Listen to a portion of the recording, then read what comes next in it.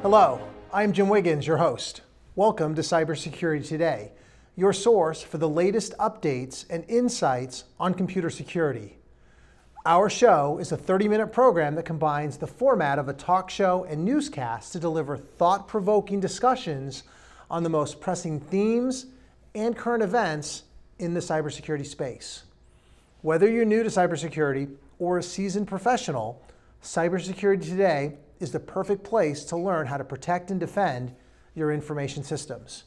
Our experts will share their knowledge and offer thought leadership on the direction of the cybersecurity industry. We strive to provide valuable information to all interested parties. So whether you are a business owner, an IT professional, or just someone who's curious about the topic, we look forward to having you tune into Cybersecurity Today on a regular basis for exciting and insightful coverage of computer security. Now, our show is divided into two segments, starting with something called Cyber Bites. In this first segment, we cover the latest current events and developments in the cybersecurity industry. With the Cyber Bites segment, you can stay up to date with the most pressing news stories and trends in cybersecurity as we delve into the key events and happenings within the industry. From the latest data breaches to emerging cyber threats, Cyber Bites is your go-to source for breaking news in the world of cybersecurity. Then, in our second segment, we have Mr. Michael Redman coming onto the show to discuss information security continuous monitoring, often just called continuous monitoring. In today's world, where almost all critical functions of an organization are dependent on information technology, the protection and management of that technology becomes crucial.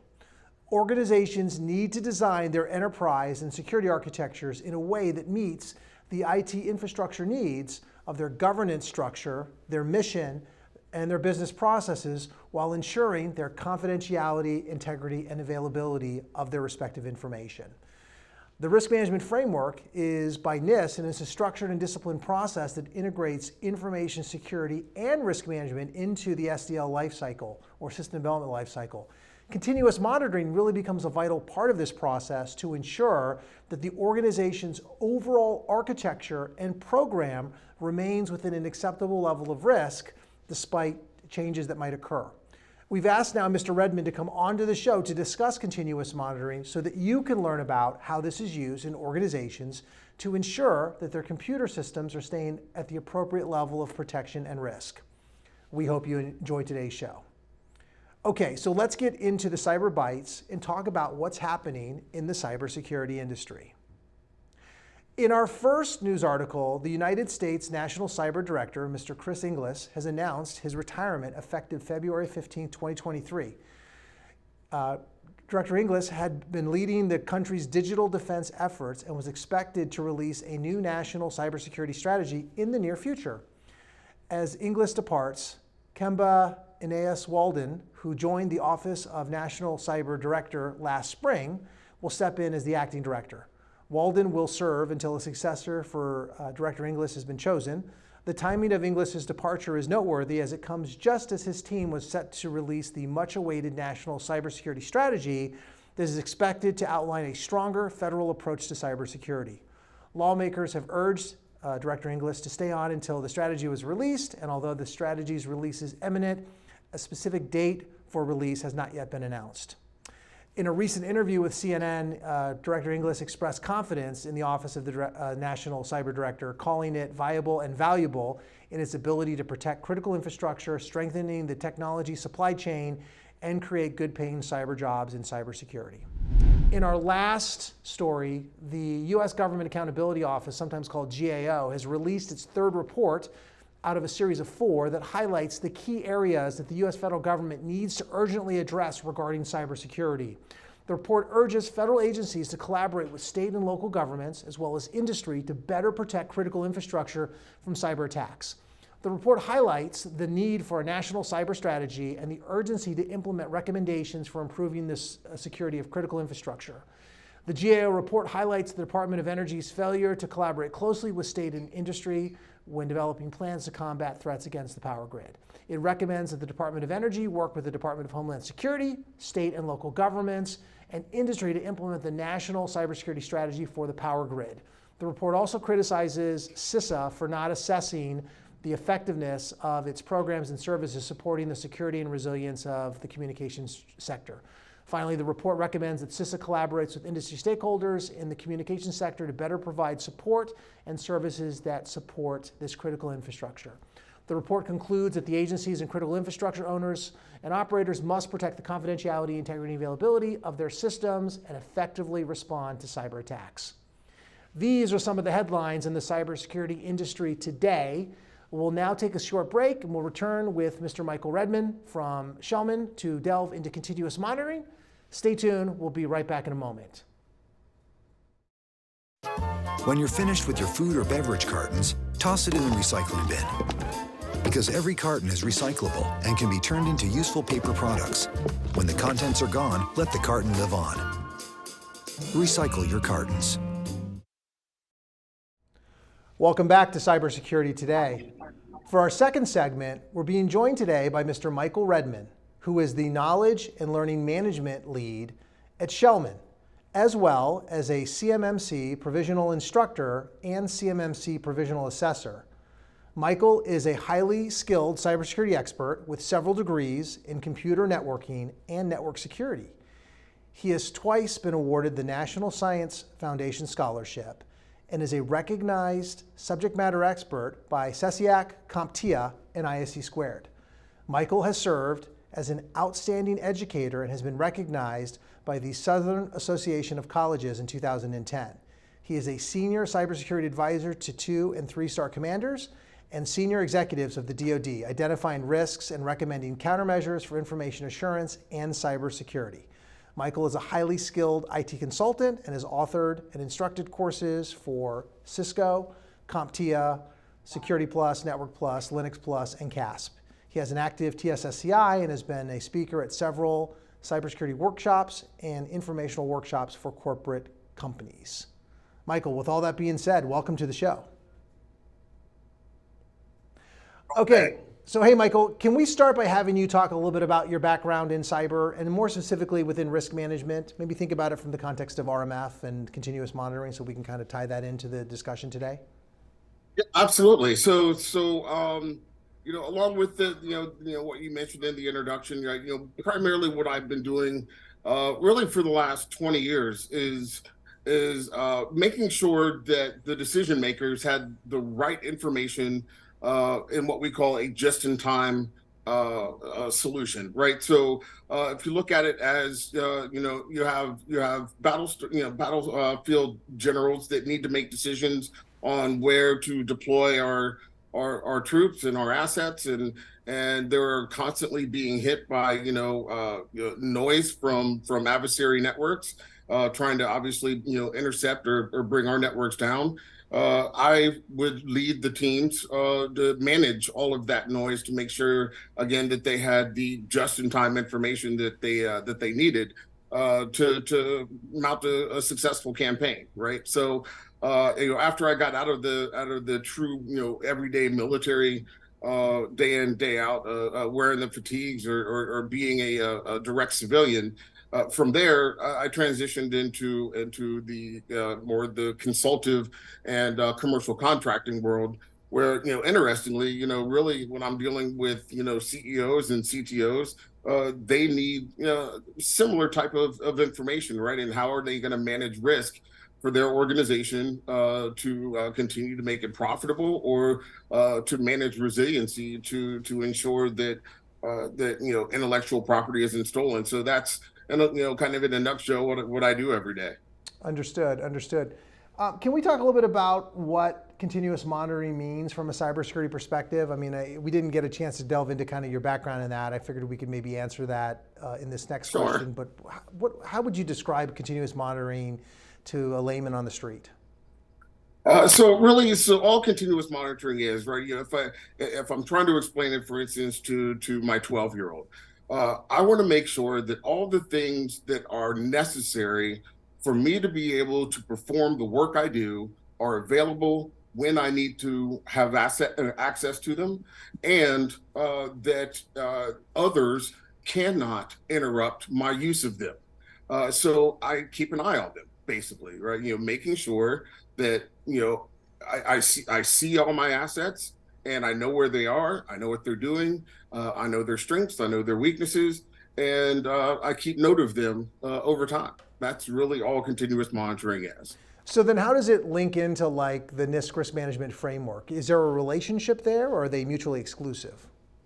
Well, so with the risk management framework, there's a direct relationship because it is the sixth of the six steps within the risk management framework, right? So, after you've completed, the control selection and implementation and assessment and everything else, the next requirement is continuous monitoring and making sure that all the things and all the work that you put in place ahead of time to achieve a network environment with an ATO or an IATT or whatever the authorization is stays in place as it was the day that it was assessed or validated by the RMF validator. So that is the linchpin to how RMF works. So I guess then it's safe to say that a key focal point of continuous monitoring is looking at those controls to make sure that they're being appropriately monitored. Can you talk for a moment about the kinds of security controls that are looked at continuously? Are they technical? Are they operational? Are they physical? Are they managerial? Is there an emphasis of one over the other? Can you speak to that for a minute? So yes, there. Well, so okay. So unfortunately, the best answer that I can give you is yes. Okay. Now I know there are a lot of commas in there, but the most difficult part when it comes to continuous monitoring is for organizations to get past what I call the obvious, right? So continuous monitoring, yes, I am monitoring all the things with blinky lights that I can plug into a wall and it gives me some sort of output. But really, if you look at your total environment, which is what the risk management framework asks you to do, the all the things with blinky lights, right? All the technical things, really, it only makes up about a fourth of your total environment of what needs to be monitored over time. So examples of that would be, for instance, contracts and agreements that you have in place. You need to review those over time to ensure their continued applicability. You need to ensure that, for instance, people, and for instance, if you're an organization that works with, for instance, employment agreements and things like that, if I make a change to someone's employment agreement, what type of what type of issue might that cause within the environment as a whole, right? And that's the non-obvious pieces, right? So what I have really made a fair living at, over the last 10 years or so is showing organizations all those little things that they don't really understand need to be monitored: agreements, paper documents, policies, procedures, all these things that there's no way that I can plug a piece of software into a computer and it tell me the status of something. Those fall under continuous monitoring as well.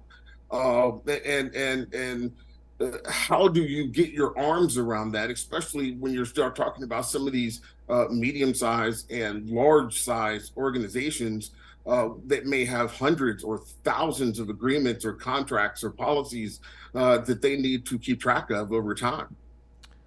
So you talked about the RMF and you talked specifically about how it's the sixth step within the RMF.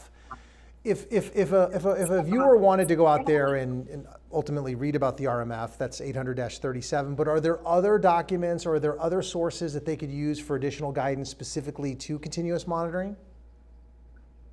Really, so the hard part is, and I kind of knew you were going to ask me that question, unfortunately, and I racked my brain. I said, okay, so where can I put them that's not in some weird government document that may be difficult for people to kind of read and understand.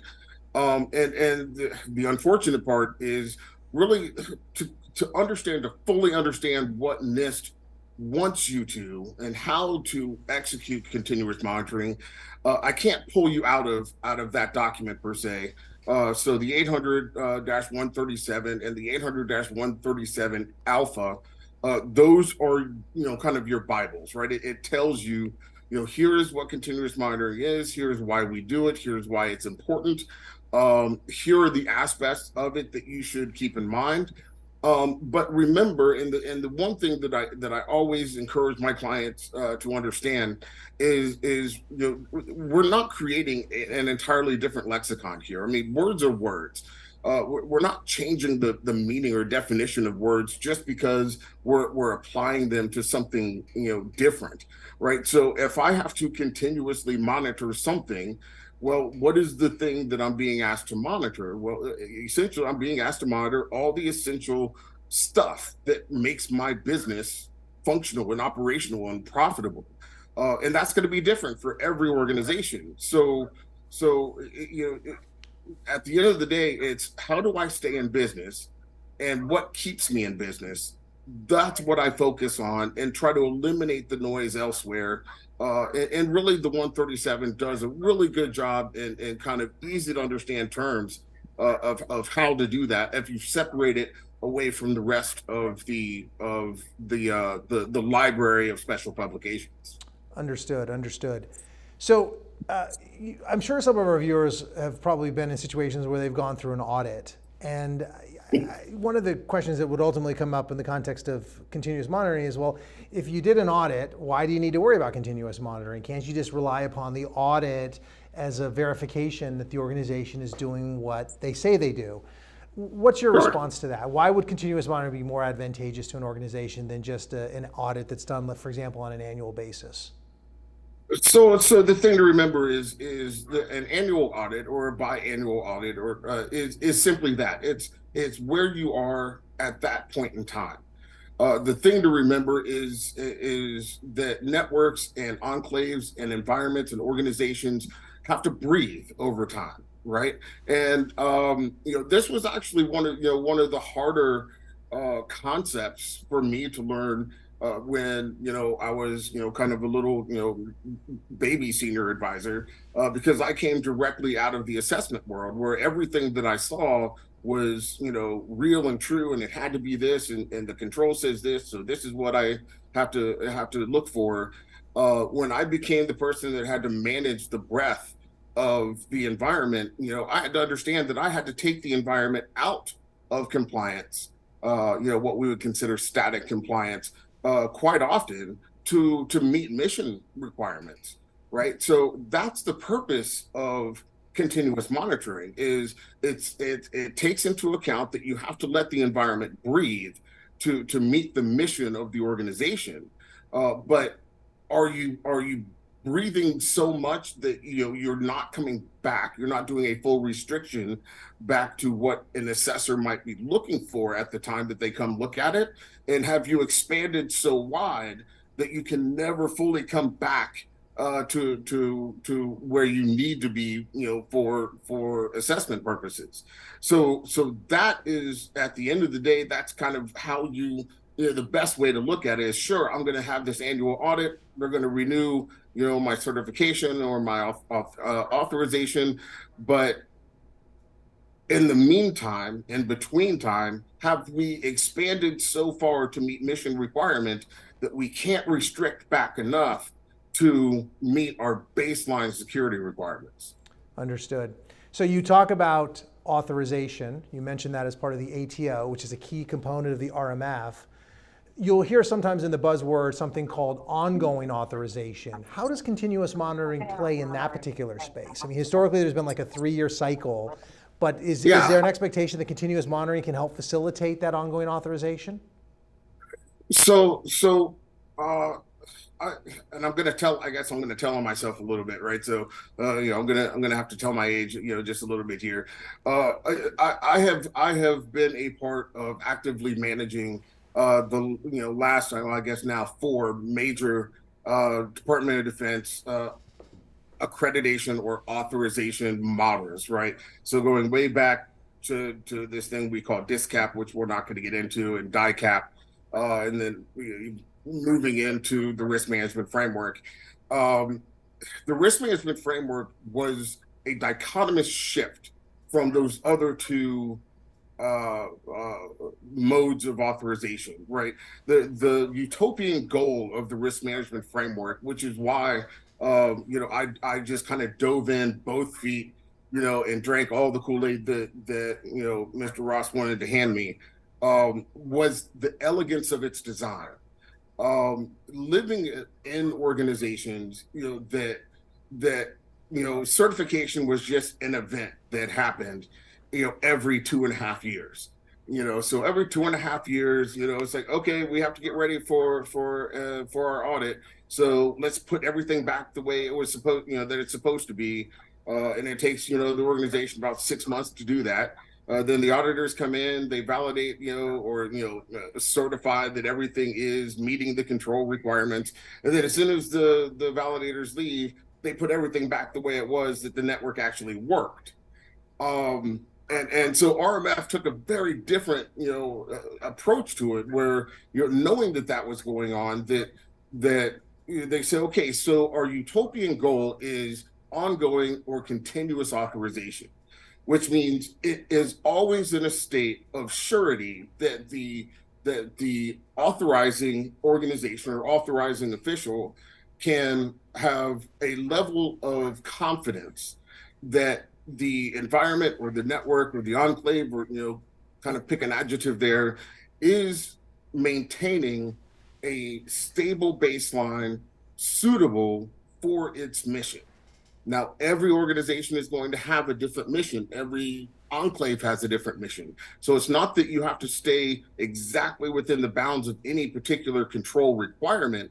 It's, are you doing what's best for that system to meet that mission on an ongoing basis? And that is kind of why I love RMF, and the way that it is architected and designed, because it took away all these artificial, 1 year, 2 year, 3 year boundaries, where you don't have this, hurry up, put it all back together event every 2.5 years. You just if you can maintain the environment to a stable state, you're always going to be good, and the authorizing official can always have trust or surety that his what he is taking the risk of operation for is as he expects it to meet his risk tolerance. Understood. Last question I'm going to ask you. We're running low on time, unfortunately. What do you think? How does automation play in all of this? It seems with these large footprints out there for organizations, automation has a place. Can you speak to that for a moment in terms of continuous monitoring? Sure. So automation, I believe, has a very large place in today's enclaves and networks. Especially with the advent of more and more people having these bicameral environments, where you have on-premise and you have cloud environments, and they're mixing between the two of them. And there's a lot of data flow that needs to be understood.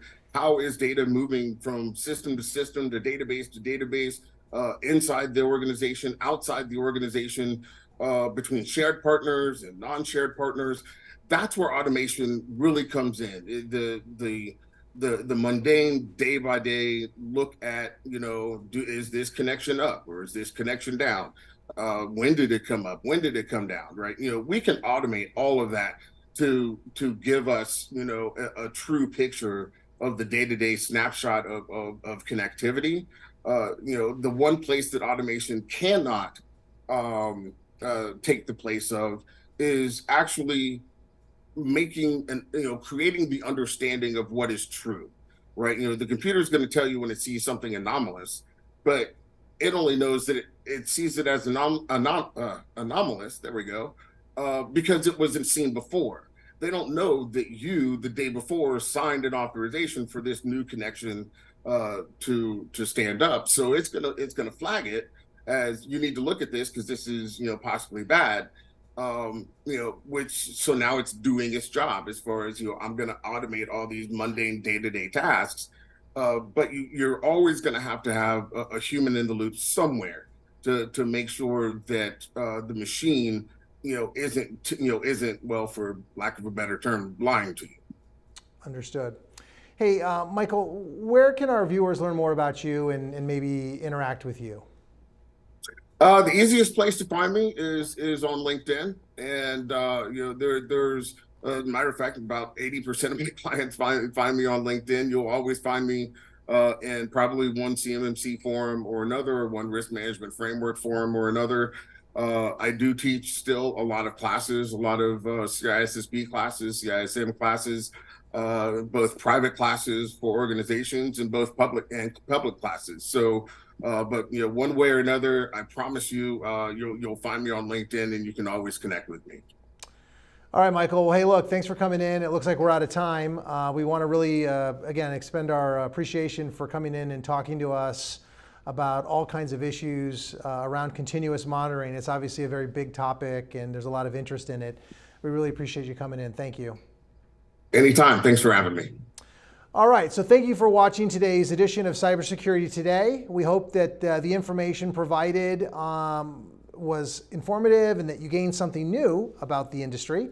We again would like to extend our heartfelt gratitude to Mr. Michael Redman for sharing his expertise on continuous monitoring. To keep up to date with upcoming episodes and learn more about the show, please visit our website at www.cybersecuritytoday.org. If you have any comments or questions, please don't hesitate to email us at contactus@cybersecuritytoday.org. We appreciate your feedback, and we look forward to hearing from you.